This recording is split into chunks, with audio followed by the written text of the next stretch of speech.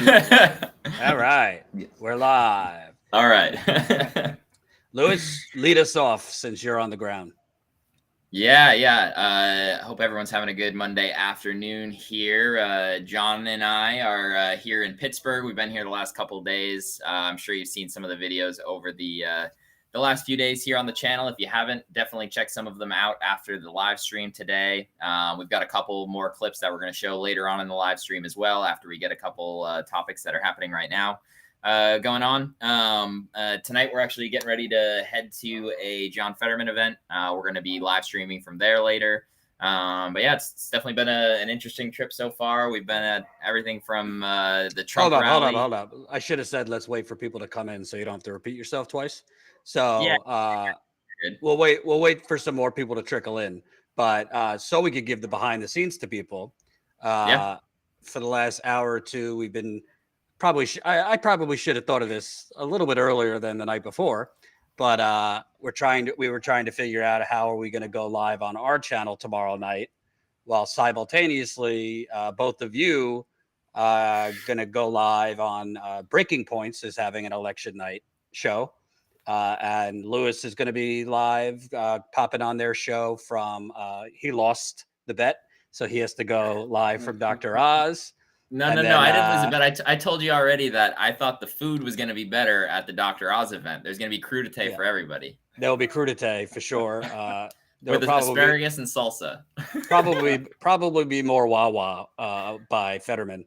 So anyway, we were trying technically for the last hour or two, trying to figure out how we could have our live show tomorrow night, which we'll get into. It'll be a great live show tomorrow night, while also you guys going on live with Breaking Points. So I think we figured it out. Everybody smash the like button, share this live stream. We double live stream today, so we're going to be live here for about 45 minutes to an hour. And then tonight is election night eve. So Lewis, tell folks what you're doing tonight. Yeah, for sure. So once we wrap up here, we're going to head over to a John Fetterman event tonight, kind of a last get out the vote election night eve party with the Fetterman campaign. That event is going to start at 9 p.m. We're going to probably start live streaming around 8:30. We're going to talk to folks attending, get their opinions. If you saw some of our stuff from yesterday at the Bernie event, similar type conversations, what do we think Fetterman's going to do if he were to win? Do you think he's going to win? Where do we think the Democrats are going to go if they do win these seats? My guess is they're not going to do anything new, unfortunately. It's going to be kind of same old, but we're going to first start off by talking to voters there. And then when the speeches get going and whatnot, we'll cut away from interviews. We'll, if Fetterman speaks, we'll definitely have that live. Any other speakers that are going to be present, we'll broadcast some of that.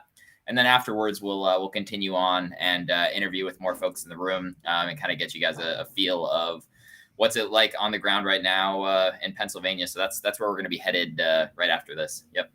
Yeah, and they're saying that Pennsylvania could decide the Senate, so you're in the right place for sure. Before we get to latest news, just kind of from both of your perspective, I think people and I've always experienced this when I'm on the road. You kind of get pretty good insight, from the Uber drivers and just talking to the taxi driver or the Uber driver, or, even if you're going to pick up fast food, because we all eat like shit out on the road. What's kind of the mood you've been getting? Because where you are in Pittsburgh is kind of that's where Fetterman has to do really well. He's from the west side of Pennsylvania.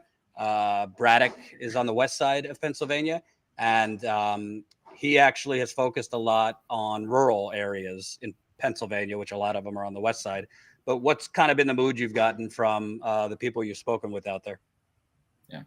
Do you want to go for that? Speaking with Fetterman supporters, they're not completely excited about voting for Fetterman, but they're doing it because they don't want to see Oz in the Senate. So I feel like we're just replaying 2020 all over again, where people are not excited for their choice, but they're choosing to vote Democratic because, they don't want a Republican in that seat. Yeah, for sure. And you mentioned Uber drivers and whatnot too. This morning, we had an Uber over an unfortunate parking situation. I won't get into it. But we ended up in an Uber. We got towed. We got towed. We got wrongfully towed. We were parked in front of a sign that said there was no parking in August. But otherwise we were good. Besides the point, we got into an Uber and we were chatting with the Uber driver, and he described himself as generally a conservative voter. And chatting with him, he basically said that he was looking at the race between Mastriano and Shapiro, which is the race for governor in Pennsylvania. For those of you who are unfamiliar, Mastriano, if you're unaware of him at this point, is definitely like a MAGA, far right, election conspiracy type guy. I'm not sure where he stands on the kitty litter issue that we keep hearing about so much right now. My guess he doesn't. Yeah, the kitty litter issue. There's kitty litters in school bathrooms now for the furries. You gotta get on the up and up. Apparently, there's not. I haven't been following that one. Yes. So Mastriano is one of those types on the right. And this conservative voter said that a lot of that stuff was too much for him, and he's actually going to be voting for Shapiro, the Democrat, in this election. But flipping sides onto the Senate race, he's actually going to be voting for Dr. Oz. From his understanding, he was essentially saying, Dr. Oz is, in his point of view, he used the word liberal. He said Dr. Oz is more of a liberal than a lot of the other folks who were in that race initially in the primary. There were definitely some candidates who were more conservative in comparison. Using the word liberal with Dr. Oz is probably not something I would do. But I understand where he was kind of going for with it. He must have watched the debate where Oz kind of tried his Mitt Romney at reinventing himself as a moderate. Yeah. Well, and I mean, to his credit, I don't agree with his politics, but like Oz is good at TV. I up until that debate, I hadn't really seen a ton of longer form stuff. You just get clips and stuff that make him look one way or the other. But I watched the whole debate, and the guy clearly, I mean, he's been on TV forever. That's definitely one of his strong suits. But the other thing that the Uber driver mentioned on Oz too was that unlike a lot of other more extreme Republicans running in these Senate races, Oz has kind of ridden the line on abortion a little bit better than a lot of the other ones. Definitely being pretty open about the point that he will leave room for exceptions and whatnot. Again, I still don't think his abortion stance is good in any way. But this Uber driver described himself as pro-life. I don't know if we call it anti-choice. That's a better way to put it. But that was another kind of factor into this. And he did say, though, that Fetterman having the stroke definitely had an impact on his vote, and that in another world, if Fetterman hadn't had a stroke, there's a chance he could have seen himself voting for Fetterman. So that's the health implication does potentially make an impact for some folks, whereas a lot of other folks that we're talking to are saying that, his health, while his health is a consideration they're thinking about, they know where he's going to vote, and they know he's going to vote with their values, and they're voting on that more so than anything else. So, yeah. Gotcha. We're going to show some of your interviews in a bit. I just want to kind of, for the audience, go down the list of kind of the top news items. Because honestly, if you remember, for you Status Coup OGers, Philadelphia in particular, where Lewis will be tomorrow, was kind of ground zero for kind of MAGA Stop the Steal, the birth of it in 2020. You had a bomb threat called into the Philadelphia Convention Center. You had a family from Virginia drive up. They were arrested outside the convention center with a whole arsenal of weaponry that they, reports were they wanted to shoot up the convention center because of Trump and others claiming that, some nefarious things were going on in there and ballots were being tossed. And Republicans are already suing before the election in Pennsylvania. So I unfortunately have a feeling that this is hopefully not, but I do think it might get pretty tense and hairy where you guys are. But first, hate to do it, but we do need to lead with this because it might happen tonight. Donald Trump, not to be outdone or outstage.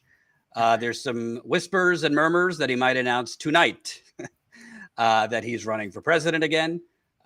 This from the Hill, talk of early Trump 2024 announcement heats up with Monday bid as possibility. This could be Trump just kind of fucking with people to kind of be in the headlines, or this could be Trump. He would never do that. Right. Or this could be Trump legitimately wanting to announce tonight, because in his mind it might gin up the base more on the conservative side, and he could then, if Republicans clean up, say, well, the base was energized because I announced the day before.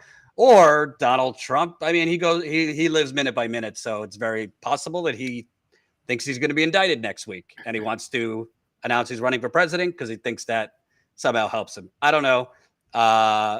It could be nothing, and he doesn't announce today, but just be on the lookout for that, because Donald Trump certainly is someone that would try to upstage the midterm election. I mean, he basically did announce in his speeches the other day, but that's what's going on with Trump. Then I want to show this from the Hill also. Fetterman predicts early Republican lead in vote counting due to changes by Republican lawmakers. This is important because I believe this is where you'll start hearing from Trump and other Republicans crying fraud. Pennsylvania's Senate nominee John Fetterman said on Monday that he expects his Republican opponent, Mehmet Oz, to lead initially in the state on Tuesday night due to the sequence of vote counting. Fetterman, Pennsylvania's lieutenant governor, said that the GOP planned voting so that their party could, quote, baselessly sow doubt about the election results when it suits them.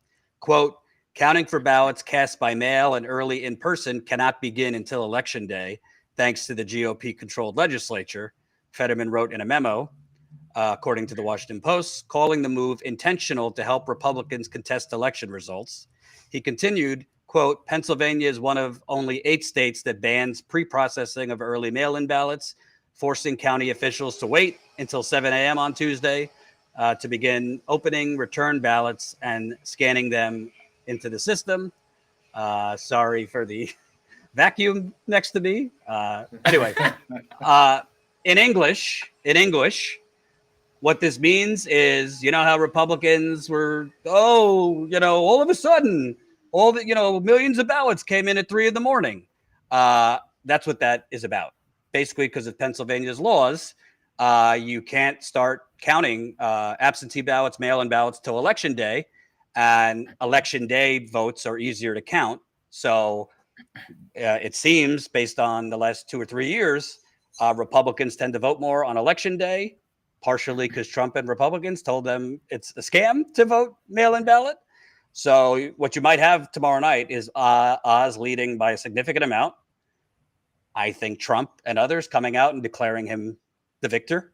And then, later into the night, into the early morning, the mail-in ballots starting to come in heavier and Fetterman closing the gap. Oz might still win. It is a toss-up, but that's where you're going to see all this, stop the steal, election denialism.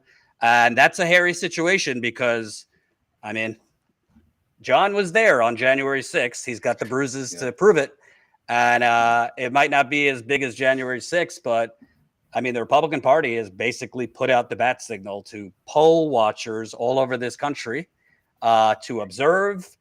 They have set up legal armies to file lawsuits. They've already started filing lawsuits. This is from the Washington Post. Republicans sue to disqualify thousands of mail-in ballots in swing states. The lawsuit coincides with a systemic effort by GOP leaders to persuade voters to cast ballots in person, not absentee. Republican officials and candidates in at least 3 battleground states are pushing to disqualify thousands of mail-in ballots after urging their own supporters to vote on Election Day in what critics are calling a concerted attempt at partisan voter suppression. Let's just look at Philadelphia already. This from CNN. Philadelphia election officials said more than 3,400 mail-in ballots are at risk of rejection. Quote, creates a really unfair disenfranchisement. Election official in Philadelphia on Monday said that 3,400 mail-in ballots are at risk of being rejected because of incorrect information, missing dates, or missing secrecy envelopes. Creates a really unfair disenfranchisement to thousands of voters. Again, in English, if any of you are watching, remember 2000, the hanging chads and like lawyers hanging over people as they counted the ballots between Gore and Bush before the Supreme Court stole it. I'm feeling a little deja vu with lawsuits already flying. I don't know about you guys. Yeah, I certainly hope not. I mean, Joe, we've been in our interviews with people too. Like we've been asking, you know, are you expecting, you know, any potential political violence or anything like that?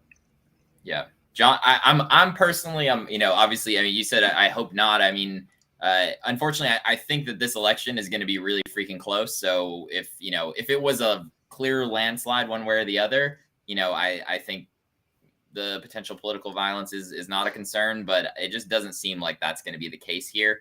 I think this is going to be a race that's too close to call. And like on the mail-in ballots, we were talking with someone earlier. We'll get to that clip later on, but like they're not even like allowed to open the envelopes until Tuesday. It's not like you know, if they could open the envelopes, get them all in a stack so you can run them through a machine or something. But like they're literally, it's just piles of envelopes. I mean, the state's going to have 1 million mail-in votes. I don't know what the actual final tally will be, but that was the reason for a lot of the delays in 2020, and I'm just not certain that they've made any real changes to make any of it better. We did speak to one guy who something in his ballot by mail, right? Yep. Yeah. And we'll play that clip later on. Yeah. Yep. Real quick, public service announcement. Smash that fucking like button. Unacceptable. We have 140 people watching. Only 70 people have pressed the like button. Do you see any other independent outlets on the ground? I do not. I don't. Do you guys see any independent outlets? None. Absolutely not. No. Thank you. Nope. I haven't seen anybody. You've been out there for days. You might have to be out there longer than the election because what we're saying, it's probably not going to be over. It's expensive. No. You know, obviously, got to pay these two fellas. Rent a cars now. Food, gas, hotels. Smash that like button. We'll read the super chats at the end. So if you can be kind enough to leave a super chat, donate to this trip. You could do a one-time donation. That's statuscoup.com/donate.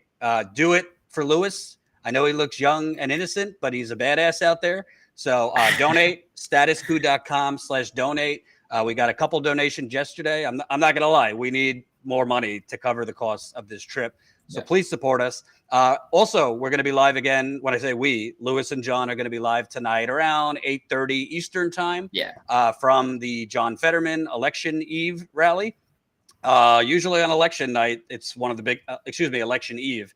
It's one of the biggest rallies usually with the most people showing up. So definitely make sure you're signed up to our text list so you get a text when we're live. Every live stream, but specifically tonight, we'll be live around 8:30 Eastern time. So I want to show one more thing because this kind of just goes hand in hand to what we're talking about. Is from the Washington Post. Election officials fear that counting delays will help fuel claims of fraud. So officials in a handful of closely contested states are warning that the winners of tight races may not be known on election night, raising the possibility of a delay that former President Trump and his allies could exploit to cast doubts onto the integrity of the election. I think Pennsylvania is ground zero for that.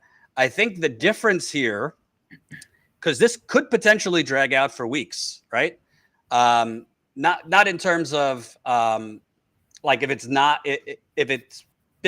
by a decent margin that Fetterman wins, they could try to drag it out with lawsuits, but we'll kind of know he won, right? But what I think is also important here is that Josh Shapiro, kind of your dime a dozen Democrat, nothing special, he's going to win by a lot. He's polling significantly higher than Doug Mastriano, who was there on January 6th. He's a lunatic. He's an election denier. He wants to have a nationwide abortion ban. With the election results being very clear in terms of Shapiro winning, even if they try to kind of steal the Senate election, having the incoming governor be a Democrat, they would have to wait till that Democrat is sworn in January, but that bodes well for them not technically being able to steal the election. He would have, the Secretary of State would be a Democrat. We've talked to people too who like that's a reason they're definitely getting out and voting for Shapiro in that too, is like they don't necessarily love Shapiro, but like when you're running against someone like Mastriano, like who's saying essentially that they're okay with flipping the results of the election if they've got the authority to do so. And in Pennsylvania, the governor appoints the Secretary of State. But I'll let you finish your point. Yeah, I think really what it comes down to, it will be a toss-up. I do think that I haven't really seen it reported in many places. Colin, I put it on the list. There was an independent candidate in this race, and he dropped out like a week ago. It's the Yahoo story, I think. He dropped out a week ago and endorsed Fetterman, and I think he was polling at about 3%. Now, you can't assume that that entire 3% will go for Fetterman, but 3% is not nothing. 3% could be a couple thousand votes. And if it's incredibly close where Oz or Fetterman is not even winning by a full percentage point, and let's say if this third party candidate was going to get a couple thousand votes, that 60% of that third party candidate's votes went for Fetterman because the third party candidate endorsed Fetterman, that could be the difference. So I don't know if that will be pivotal, but he did have 3% of the vote. What was his name? Everett Stern, an independent write-in candidate, was polling around 3%. So he's actually, and Everett Stern's actually, he's got a lawsuit going with Flynn. I don't know if you know about that.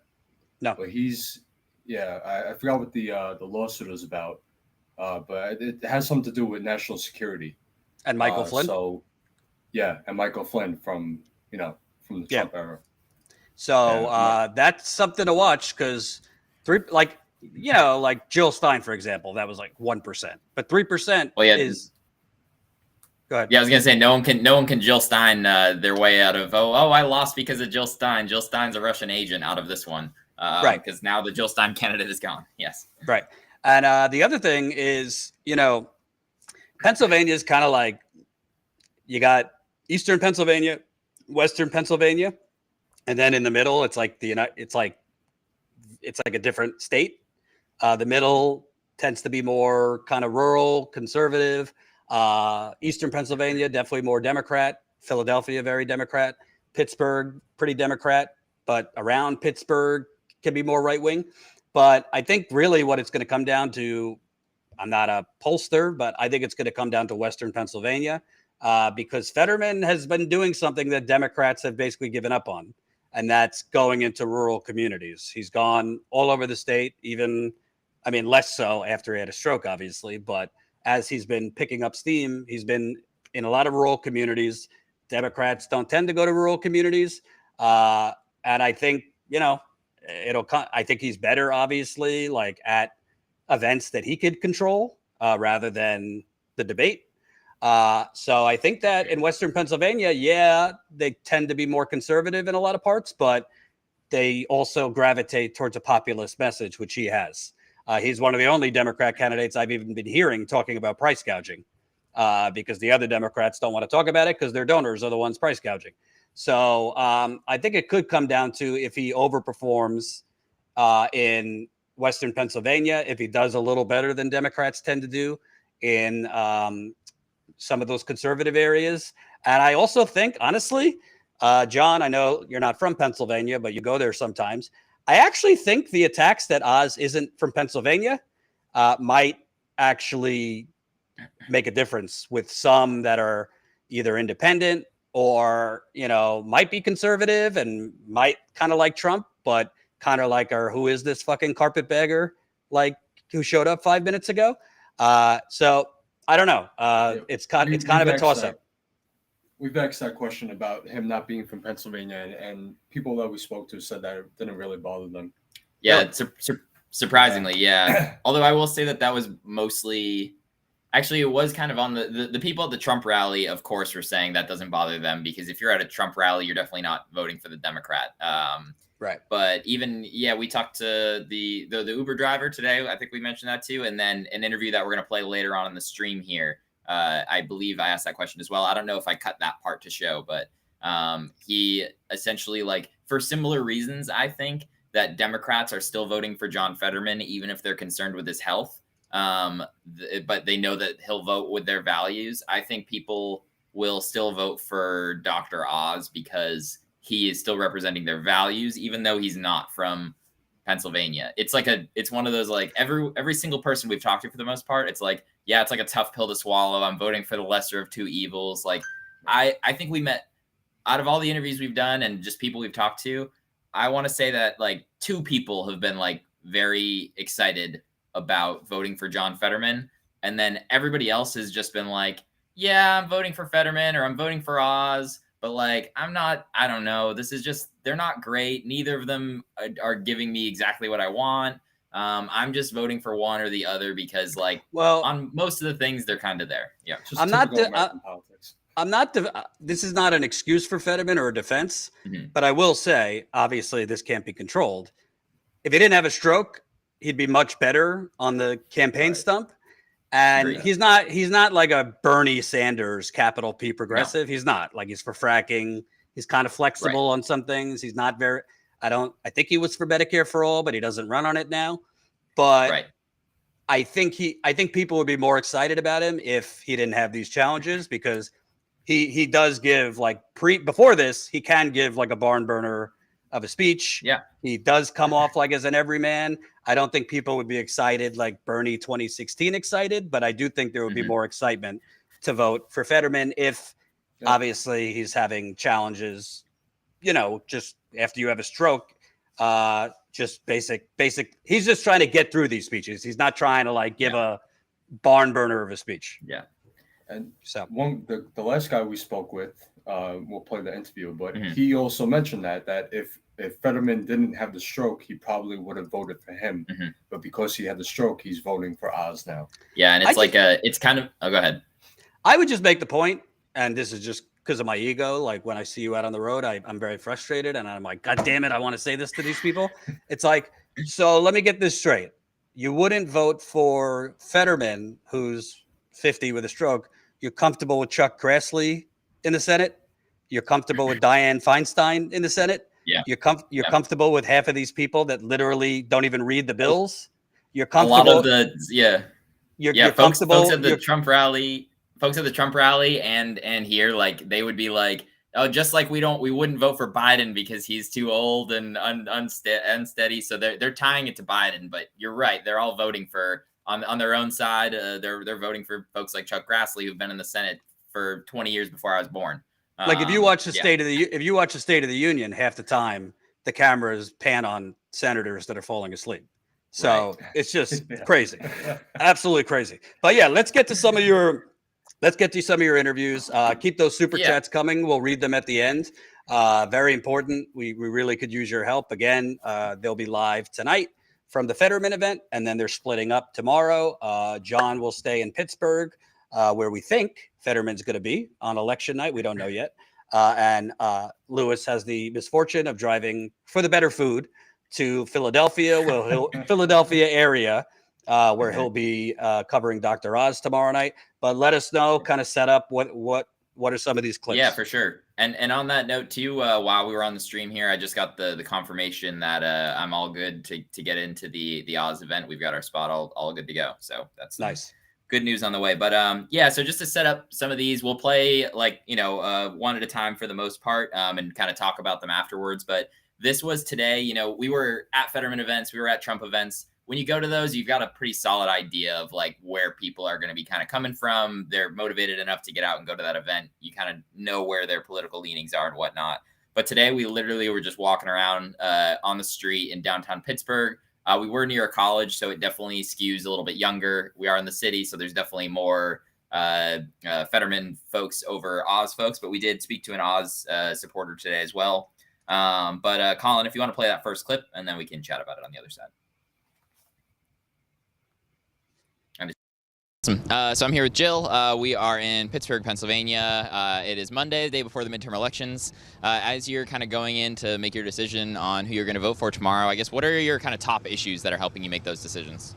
I would say reproductive rights are a really big deal for me, as well as I think racial inequality is like a big thing that I've always thought about when voting. And I'm really big on grassroots campaigns, which I know is like a difficult topic in this election. But I would say reproductive rights and just racial inequality would be like probably my top two. Yes, I'm definitely voting for Fetterman. I know I didn't vote for him in the primary, just I was voting grassroots, but now definitely going to go for Fetterman. Definitely want him in there. Absolutely. And are there particular concerns that you have with Fetterman? It sounds like he wasn't your first choice. No, he wasn't. I mean, I did vote in the primary. Just after doing my research, I did vote for a grassroots campaign, a small guy from Philadelphia. But who was that? You can shout him out if you want. I know I'm blanking on his name. I feel so bad because I was so for him too. But no, I do have some concerns. I just feel like maybe he's not. I feel like it's with every candidate in Pennsylvania representative elections of just not being as outspoken about maybe the more left-wing issues than I personally believe. However, I do believe in a lesser of two evils, and I do think Fetterman's overall a good candidate. Yes. That last part that she said there about not being outspoken enough on left-wing issues is like, the Democrats should be running on the things that are popular, right? And like, I'll kind of get into some of this a little bit more, but like, the economy is a big thing that is hurting people. Like stimulus checks. I mean, I'm just throwing out an idea here. Stimulus checks were extremely popular during COVID. Like, talk about something like that. Talk about bringing the child tax credit back. But the Democrats here, from her perspective, are trying to be safe and staying in the moderate lane and whatnot. Whereas it sounds like there could be some more enthusiasm from folks if they were to, actually run on these further left. I don't know. That's probably not the best description of it, but these issues that the progressives supposedly are fighting for. I don't know. Right. We can go on to a second clip here too as well. Colin, go ahead. Shapiro, definitely. John Fetterman, definitely. Pretty much any Democrat. I think a lot of the Republicans running are kind of jokes or have been in office for way too long. So yeah, definitely all Democrats. And do you have any particular concerns with any of the Democrats? We've heard some mixed reviews on some of them. Are there any concerns that you have with Fetterman or Shapiro? Not necessarily. I know a lot of people have been talking about their issues with Fetterman, most notably, as compared to Shapiro. I mean, you gotta look at like the cards you're dealt, and it's always, you gotta pick the lesser of two evils, which is not how it should be. I would love to have ranked choice voting, but of course that's not the reality that we live in.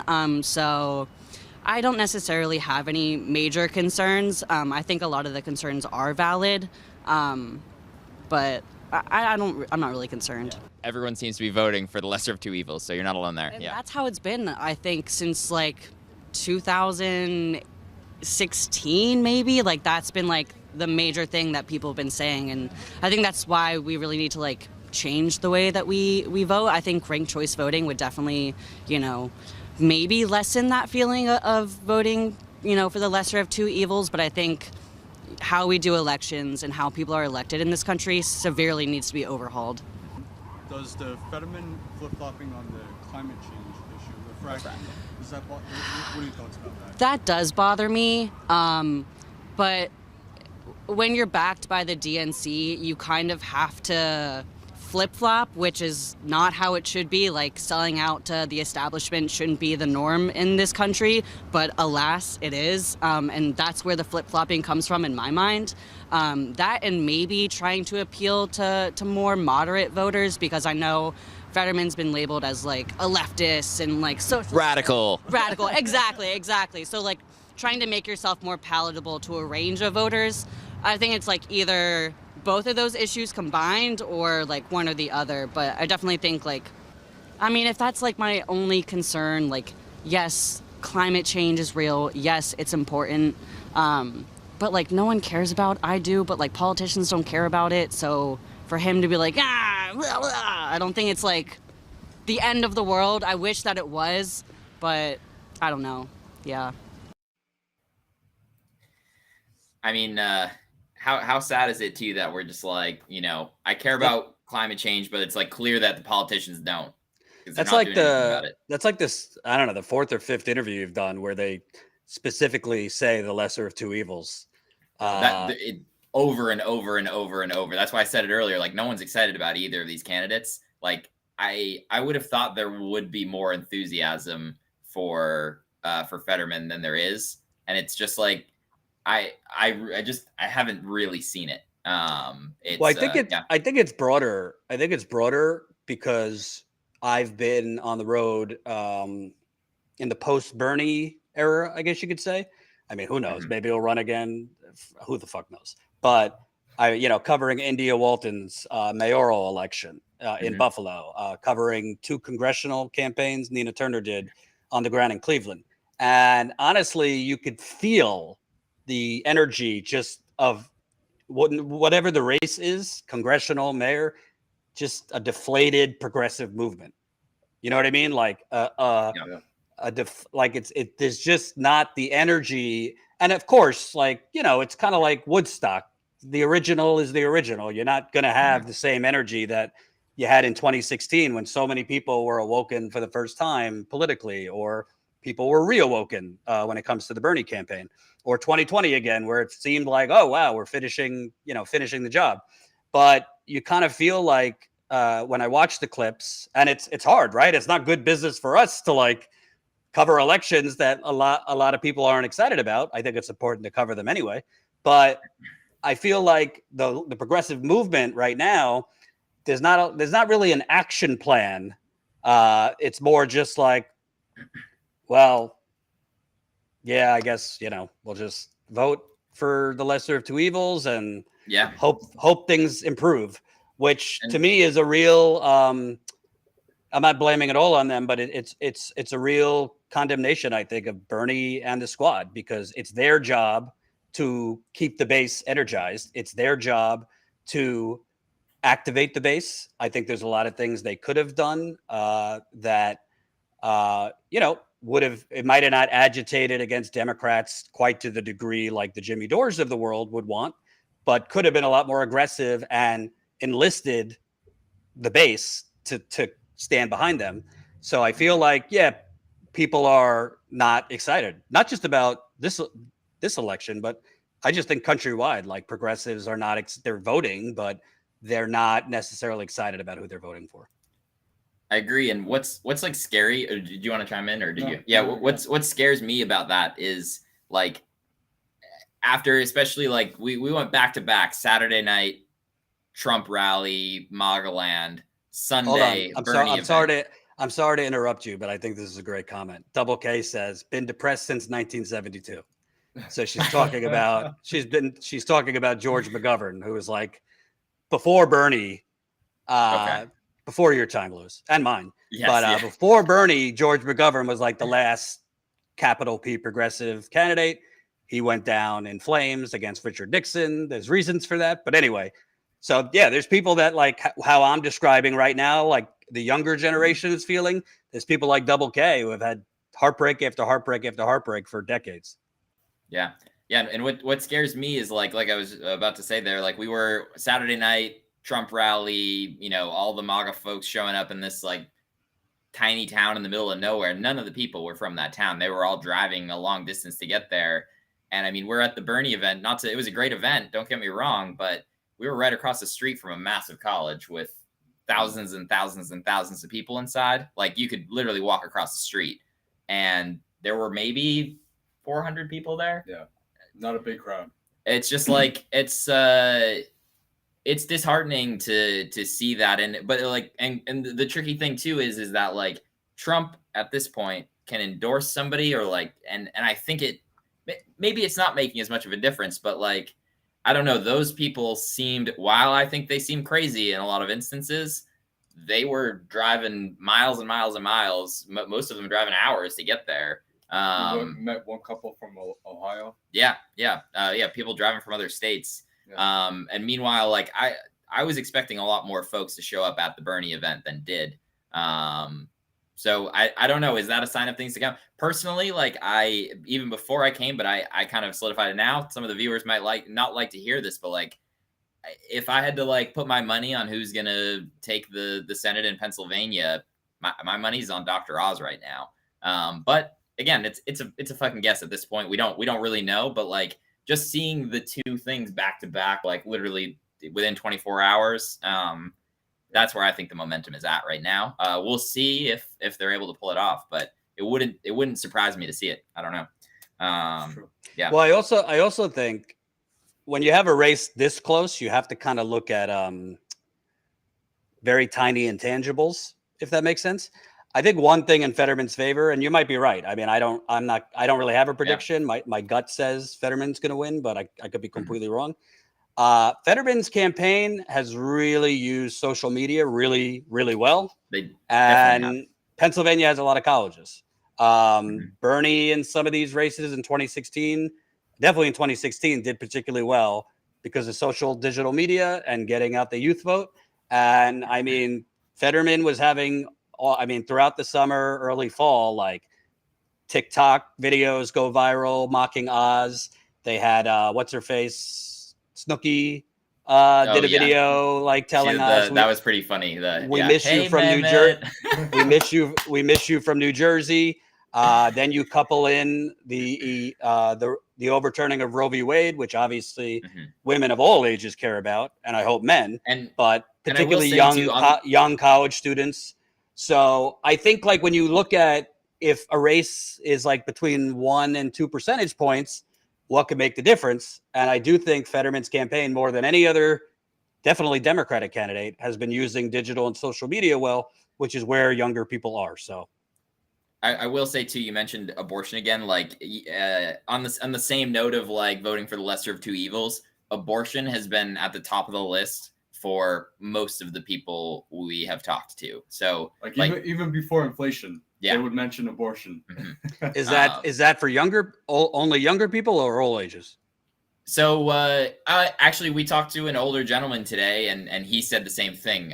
Reproductive rights was the top of his. Obviously, you're not hearing that at the Trump event. At the Trump event, it's all inflation, economy, yada, yada, yada. But today on the street, it was, reproductive rights was, again, we're in an area where there are younger people in downtown, but we spoke to a couple folks who were not young. Although hopefully they don't watch this and now they think I'm calling them old, but anyway, yeah, they were putting that at the top of their list still. If we want to move on and play another, we got a couple more clips here. Colin, I believe on the sheet, this is the one where I've got you playing two of them back to back. They both had kind of similar messages. We can talk about that right afterwards. That Fetterman does get the win and the Democrats pick up some more seats in the Senate.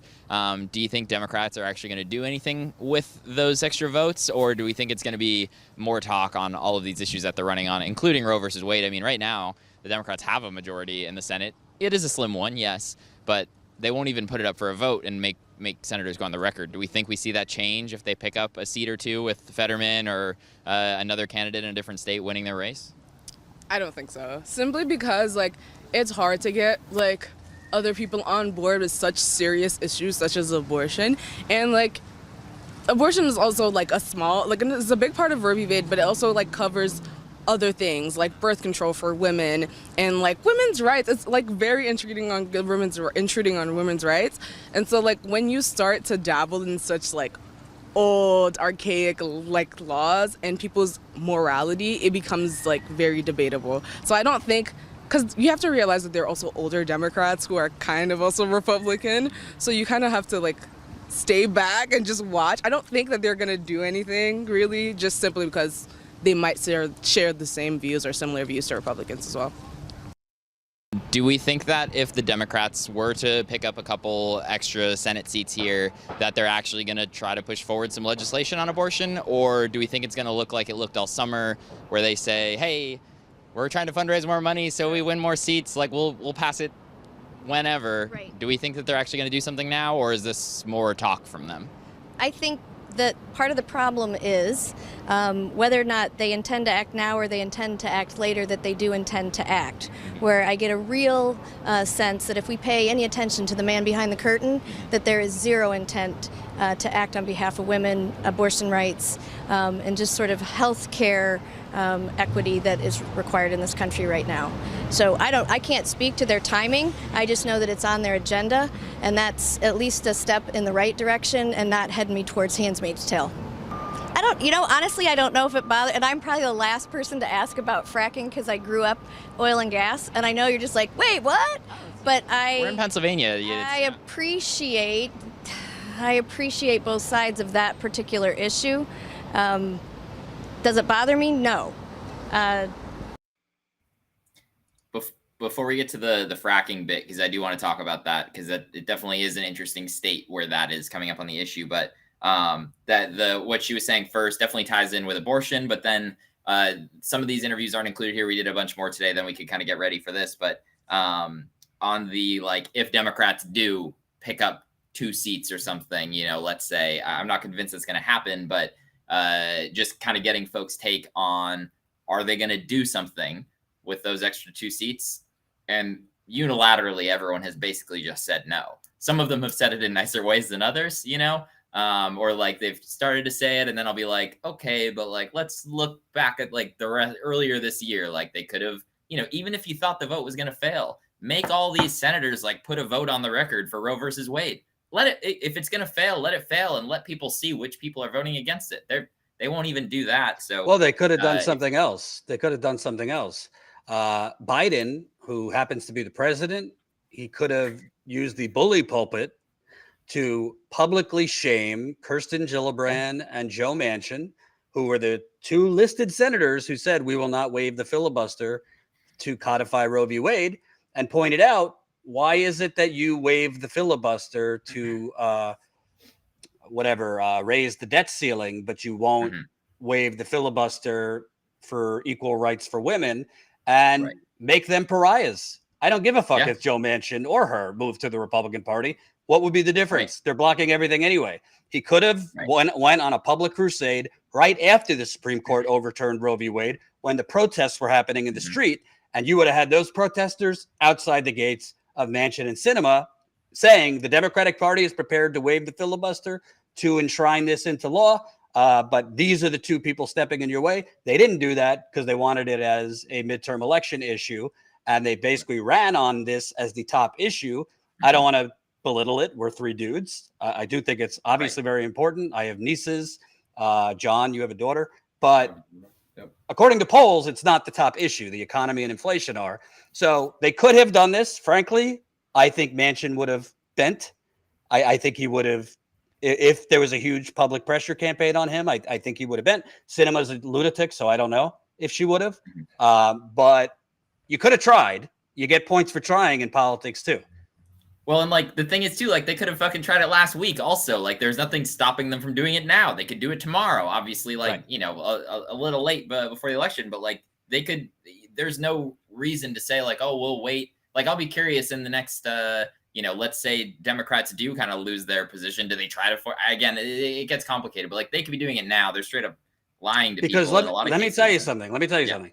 If the Democrats did that and enshrined it into law, if the Republicans took the House and the Senate, they would waive the filibuster to reverse that.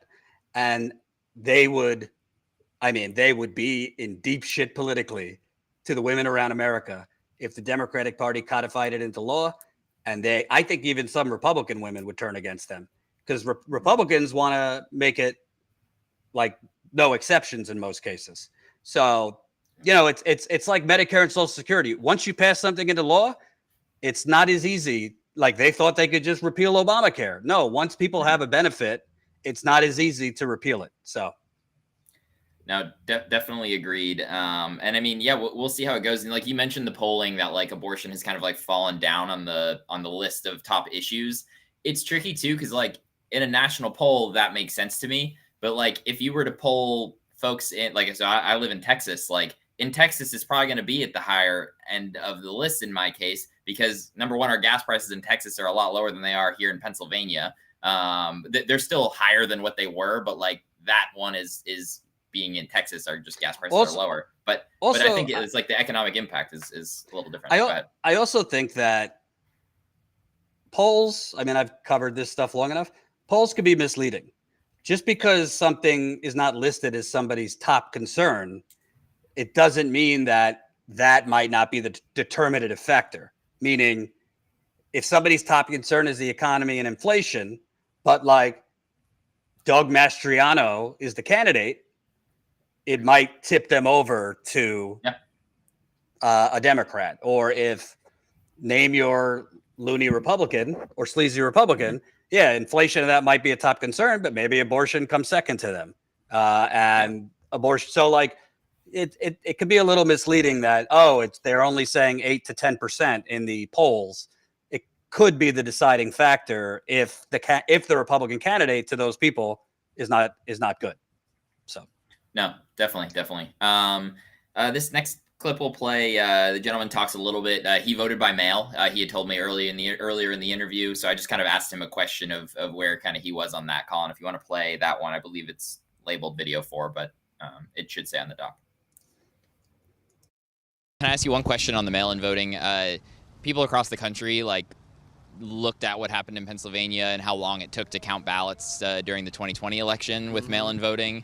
Do you think that the state has potentially fixed any issues as far as timing, or do you share any concerns? We're seeing reports of mail-in ballots were sent out without the proper envelopes, and some people's votes won't be counted. Do you have any concerns there? It's archaic. It's really a problem that needs to be addressed. It's overcomplicated. There are countries that you can vote online and instantaneously. The fact that you have to wait until after the polls close to count the ballots is ridiculous. It gives the far right a false talking point of looking at the numbers when the polls close, when in reality you're going to have to wait days until all the mail-in ballots are counted. So yeah, that was someone firsthand who, is voting by mail. We talked a little bit longer too, but the conversation was a little rambly. So I won't put you through the whole thing, but I'll give you the short version. He was essentially saying there needs to be a better way to do it. We actually talked a little bit about, again, Texas has got its own problems with their voting system, but I voted before I came here. There's early voting for 2 weeks. You can go. The issue in Texas is generally registering to vote. That's the process that they make difficult to do. But as far as actual voting goes, you register to vote. You've got 2 weeks to vote for the most part. And you're putting your votes into the machine, and each night they're tabulated and whatnot. And on election night, 5 minutes afterwards, you're going to have the early vote already counted. So you're just left with the vote from the general election day. The fact that Pennsylvania is pushing, I agree that mail-in voting needs to definitely, absolutely be an option, because there's a lot of folks who can't necessarily get out and go to the polls. But also for folks like me who, for work, I'm not at home in Texas, so I'm out here. Give me a little bit of flexibility to go in person. I'd much rather just go in person and do it rather than deal with mailing something. And it's way the hell easier to count on the other side of it as well. The fact that it actually wouldn't be hard to count if Pennsylvania wasn't doing this fuckery where you can't count it before election day. Agreed. But something else that this gentleman went on to make a point about too is that the fact that we're doing it this way and that the mail-in votes take so long and that there are so many of them gives the Republicans fuel to claim voter fraud on a lot of this stuff. And if he was if you kind of make it so, increase other ways of voting that they see as more legit, just to overall move past this, he was kind of I want everyone to think our elections are fair. He's the fact, he basically saying a lot of these people feel like they were duped into it, which they were by characters like Trump and Mastriano and all of this sort of stuff, who these people are absolutely beholden to at this point. But if this is now kind of my opinion, not this gentleman's, but if we as a country want to try to get past this, there's basically 30% or so of the country that just thinks that these elections are all a sham. We can't just do the same thing and assume they're going to get there. Unfortunately, in the case of Pennsylvania, it's the Republicans who are passing these laws. So, God, who the fuck knows how you fix that? But reforming some of these things and trying to be more transparent with it is going to help. But I don't know. It's kind of a tricky issue to solve when you don't have the control to do it. I don't know. I'm curious your take. The problem is most of these other countries that have elections that work, they don't have makeshift different rules in every state. There's one uniform federal voting system. And when you have, it's like COVID, like you had patchwork fucking rules in every different state. So when you have different states that have different rules, and most of it's partisan, and their rules are based on either suppressing the vote or allowing more people to vote, yeah, you're going to have chaos. And now you have a whole industry and political side that's trying to weaponize the delay into making it into election fraud, which leads to insurrections that kill and traumatize people. So, yeah, it's a fucked up system. We didn't even get into money in politics and how the government's bought, which is more problematic. But yeah, I agree for sure. One other thing, we forgot to mention it, and then we've got one more video. I just want to give a shout out. Welcome new Status Coup member, Christian. So to the 200 people watching, and I hope we get a lot more tomorrow night on election night. Colin, do you have the promo for election night? All the people that are going to be on tomorrow night? I hope so, because I just put you on the spot. There we go. There you have John's mugshot. John Farina. No, I'm just kidding. It's not a real mugshot. Lewis should be Lewis was left out yet. Colin asked me for a. Actually, John, you got to take a picture of me right after this. All right. So here's the deal for election night. It's myself. It's Lewis. It's that guy in jail. Tina. Ron Placone is going to be joining. And we're going to be covering Pennsylvania. Obviously, we'll cover the whole country, but John and Lewis will be on the ground. John will be at the John Fetterman election night event. Lewis will be at the Dr. Oz election night event. We'll be live from the Fetterman event. We don't have 2 live views, so but I'm going to anchor it, so to speak, and we'll be going to John in Pittsburgh, and we think Pittsburgh, and Lewis in Philadelphia. Tina's going to join. Ron's going to join. Steve Grumbine has the flu, so probably not. Maybe Kim Brown, maybe some others. We need your support. It's very expensive to have 2 people out there for days. We might keep them there after election night if there's fuckery and craziness. You know the drill. Gas, hotels, rent-a-car, food. If you could do anything, if we got 200 people watching, I'm pretty sure not all of you are Status Coup members. Sign up as a member. It costs less than a burnt cup of Starbucks coffee a month. StatusCoup.com/join. You could join us for $5 a month. We have other levels, $10, $20, etc. You are funding the on-the-ground reporting. As I always say, and Lewis and John could attest, there is no other independent outlet out there on the ground covering elections, union drives, worker strikes, cities that are poisoned, their water's poisoned. You guys are out there. Do you see any other crew at the events you're covering? No. Definitely not. I mean, when I was in Jackson too earlier this year, Jackson, Mississippi, I think I only saw one local reporter even covering what was going on there. The people a water crisis. A water crisis. The people I was talking to were like shocked to see somebody like actually, showing what was going on in their community. So yeah, definitely important to become a member. And we're also we recorded something short earlier today, but maybe before the Fetterman event tonight too, we'll try to record a little behind the scenes exclusive video for members. And maybe while I'm at the Dr. Oz event too, just because I won't be able to be as mobile while I'm live there, I'll record some stuff behind the scenes at Dr. Oz. You guys can check out what the crudité table is going to be looking like there. I want to see that'll the be for members only. Yes. Also, if you're already a member, if it's within your means, I know right now it's tough for everybody economically. If you have even $5, you could donate specifically to this trip. StatusCoup.com/donate. There you could choose a one-time donation or a recurring donation. That's StatusCoup.com/donate. I know you guys got to go soon, so whatever. We got one more clip. That's the Dr. Oz voter we spoke to today. So let's play that, and then we can start to wrap things up. Here in Pittsburgh, Pennsylvania, I'm here with Zach. Tomorrow's election day. Kind of what are some of your top issues that are helping you make up your mind as to who you're going to vote for?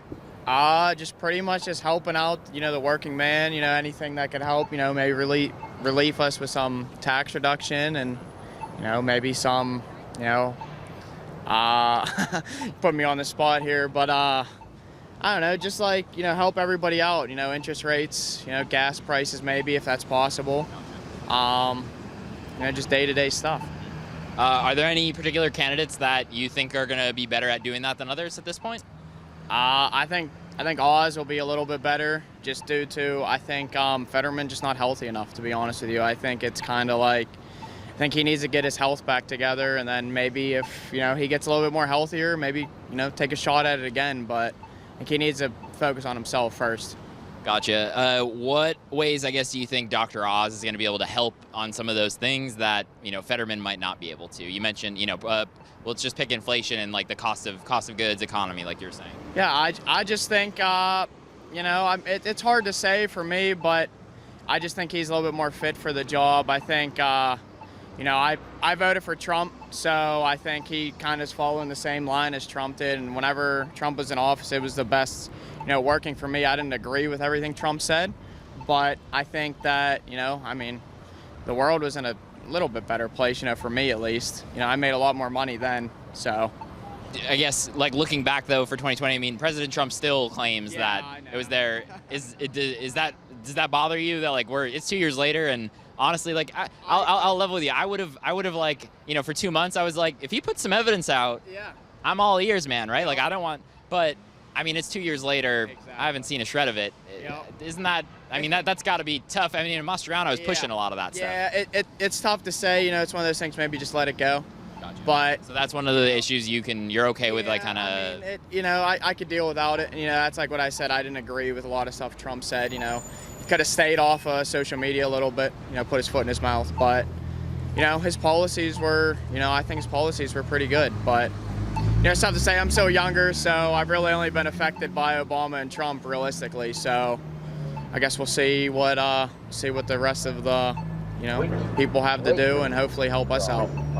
It's a health thing. I've seen, like, with Biden. Biden doesn't seem healthy. I kind of not the health thing for Fetterman is a real concern for you. So, like, if he was healthier, is there a world that you think potentially? Possibly. He seems like he's a working. Seems like he's a working man. But, like, my biggest thing is, like, you got to get your health straight. That's my biggest thing. I'd rather have someone that's healthy, opposed to someone who's dealing with a bunch of health issues. There we go. It repeated a little bit right there. I don't know. Sorry about the repeat. That's all right. Or unless that was just the connection on our end. But a couple things I want to, like, point out in there that are interesting. Number one, first off, we, like, asked about the specific policies. He didn't have anything to really say there. We chatted a little bit afterwards too. In general, though, like, a couple interesting takeaways I got from that was, like, he's probably roughly my age, and was like, the only presidents I've really been affected by are Obama and Trump. And, like, he said flat out, like, I made more money under Trump. Like, if what you're looking at is, like, do I have a job and am I making more money, and are the cost of goods high or low?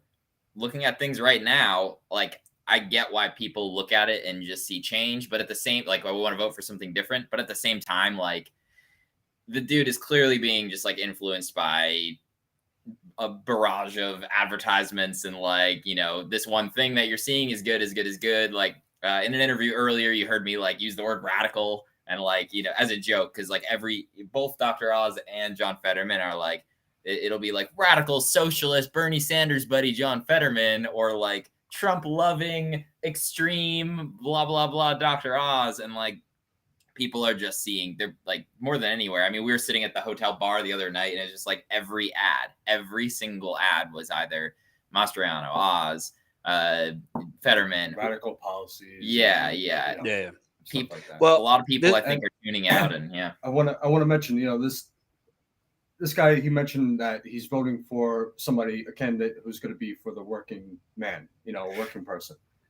I feel like why are we always getting mixed up with billionaires and working class people? Like, Trump, Oz, these guys are billionaires. They don't connect with people like us, everyday people. So I don't understand why they keep getting fooled by these people who are Well, there was a few things, like, I would have pointed out to this guy.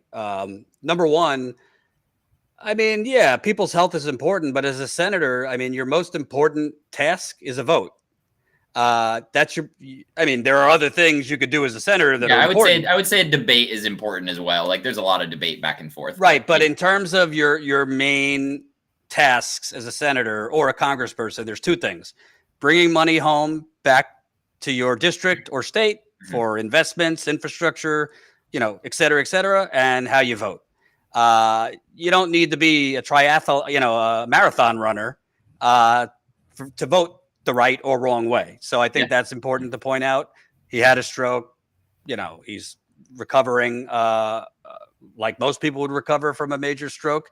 But that, he is of sound mind to vote the way that either the way you would want him to vote or you wouldn't want him to vote, depending on your politics. And the second thing is, I mean, people inherently are selfish because they care about themselves and their family, which is understandable. But like, I would also point it out, like, you making more money under Trump has very little to do with Donald Trump or the Republican Party. There was for 90% of Trump, there was not a global pandemic that shut down the economy, a supply chain shortage, massive inflation, most of which is just corporations price gouging. But, people don't think that way. It's like you said, they feel what they feel and they just cause and effect. Well, I was making more in 2018 and he was president. So it's as simple as that. So, no, definitely. But yeah. I want to we're stuck in this. Oh, go ahead. No, I'm just thinking we're stuck in this cycle of, having to choose between the lesser of two evils. And, how much longer can we keep doing this? General strike. Yeah, that's right. Yeah. Well, tomorrow night on the channel, we'll talk about stuff outside of electoral politics. There's a reason why the channel doesn't grow, Jordan. Figure it out. Because I don't play to right wingers and do clickbait 24/7. Go piss off, D. Anyway, if you guys have anything else or you want to start wrapping down. Yeah, I think we're probably good to start to wrap up. We can go through super chats with you for a little bit, and then we're probably gonna eat some dinner and head over to Fetterman.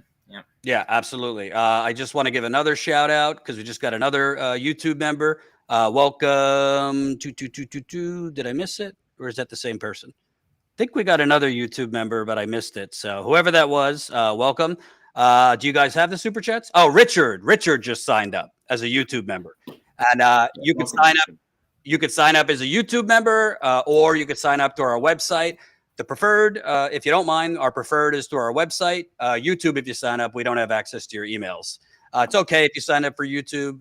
You still get perks as a member. But definitely, if you want to sign up as a Status Coup member, go through our website, statuscoup.com/join. Again, become a member for $5 to $10 a month. Do you guys have the super chats? Are they down here in the private chat? Yeah, here we can read some of them. It also says that member as well. Perfect, awesome. So we got a $4.99 from Christina Suozo, the Status Coup crew doing God's work. Thank you, Christina, for the $4.99. We've got another from Double K, again, $19.99 from Double K. Double K, thanks for sending them over the last couple days too. We appreciate it. I definitely saw a couple at the end of the Trump event there. Thanks for those. Rando Carla Risson, $1.99. It's the squad's fault, huh, Jordan? Please stop. What do you think? No, I literally said at the beginning of that, I'm not blaming them for all of it. But if you can't objectively state the progressive movement is deflated, I can tell you that because I've been on the ground. There's not the same energy. You see it on the ground. You see it online. And part of that is you had people like AOC. I'm not saying fraud squad. I'm not saying she's a sellout. But you had people like AOC excite people by saying we're going to bring the ruckus to the Democratic Party. There's no ruckus. There's a lot of magazine Definitely covers. No ruckus. There's a lot of magazine covers in Vogue and all these places. There's no ruckus that AOC, the squad, is bringing. So you got to be able to criticize them when they should be criticized. But I'm also not for throw the baby out with the bathwater and say they're all frauds. So there is an in-between. It's called nuance. Agreed. Hey, we got another super chat from Chris, $5. The Dems all turned on McGovern and created a super PAC called Democrats for Nixon. They ran majority of TV ads in 1972. History was rewritten about McGovern. That's an interesting anecdote. That's before my time, but it doesn't surprise me. Email me about that. I'd like to learn more about that. info@statuscoup.com. Send me the info on that super PAC. Awesome. We got another one here from Christian999. That's our new member, Christian999. Thanks for becoming a new member. And we have another new member right afterwards, Richard Contreras, new member. Thank you very much as well for becoming one. We got a big one, $49.99 from Schaefer. Thanks very much, Schaefer. Keep up the good work is what he says. Definitely, or he or she, I don't know, Schaefer. John Schaefer. John Schaefer. There we go, John Schaefer. Thanks for that. We got another one here from Christian999, $10. He says, yo, Jordan, wanted to salute you for what you do and are doing. Wish you and Status Coup nothing but good things. You're the only one hitting the streets with that real journalism. The cream always rises. Christian, I am going to thank you and also scold you. I'm going to thank you and also scold you.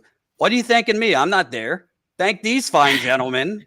It is good for my ego, so thank you. But Lewis and John are the ones in the streets right now. So thank you for the super chat, but it's all Lewis and John on this one. Keep going. All right, we got another $5 from Daniel Larios, $5. Thank you very much, Daniel. Another from Christian999, and he says $2, another $2 for the security fund. LOL. For those of you who weren't watching, we don't need a security fund. Look at John's mugshot. Yeah, this is my security shot right here. Well, right afterwards, I was like, I wouldn't have felt very comfortable with that if you weren't here. So John's on security detail. Jordan, do you remember the days leading up to January 6th? And I was like, Jordan, I need security. Because you had me going out there. And John's tough. He's and I said I can't come up with $5,000, but yeah. All right, we got another one from Humorous, $50. Thank you, Humorous. Wow, I just got here because just now got the notification that you were live. Funny how you say you started 56 minutes ago. Sad that people keep believing in the United Corporations of America instead of themselves as a united group. YouTube is definitely seemingly messing with things quite a bit on notifications. And can I just answer? Thank you, Humorous, as always. Hey, D, that's why we're not fucking growing on YouTube, pal. Because YouTube, Kyle Kalinske said it. Crystal Ball has said it. There's been articles about it. We are the most suppressed independent outlet on YouTube. Put it in your pipe and smoke it. We are the most suppressed. People don't get notifications. I got people telling me they're unsubscribed. I got people telling me who are subscribed, they haven't seen us in their fucking feed for 6 months. So yeah, we're not perfect. And it's always you're always gonna grow more if you do clickbait, drama, food fights. But part of why we don't grow like the others is we're not shown like the others. I digress. Keep going. Yeah. All right, we got one more super chat here from Double K. Another one, $19.99, 2 beers maybe. Thanks for that one, Double K. Thank you. Yes, we appreciate it. Thanks very much. All right, a reminder, folks. In about 3 hours, Lewis and John will be live from the Fetterman election eve event in Pittsburgh. So make sure you're signed up for our text list. Humorous, I don't know if you're on our text message list, but if you sign up for our text message list, you don't have to worry about YouTube because you'll get a text from us, which is wildly expensive, by the way, for us to have a text list. I digress. StatusCoup.com/text. Become a it's free. Just statuscoup.com/text. Put your number in. The CIA won't have it. We will. That's number one. So we'll be live at around 8:30 Eastern, give or take. It's always kind of tentative when you're going live on the ground. And tomorrow night, I think we're going to start around 7:30 Eastern time. It's going to be a mega election night. Myself, Tina, Ron Placone, Lewis on the ground in Philadelphia with Dr. Oz. John. You can just imagine my face there. John on the ground in Pittsburgh with Fetterman. We'll have a better picture, I think, by then of John. But as far as I know, we're going to be the only independent progressive outlet on the ground covering these elections. So there's plenty of shows that will be pontificating from the studio. We'll be on the ground showing you what is and is not happening. So definitely put it in your calendar for tomorrow night. Let's say 7:00 Eastern. Again, so important to be on our text message list. We only text you for live streams, nothing else. So that's statuscoup.com/text. And if you have it in you, I know it's tough right now, inflation and everything else. You could also donate when we're not live. That's statuscoup.com/donate. Help us cover the cost of this trip. We just had to get a second rent-a-car, so that costs money. So thank you. And I look forward to seeing you guys in a couple hours from the Fetterman event. Go eat. Awesome. All right. Thanks, guys. Have a good night, everybody. We'll see you in a couple hours.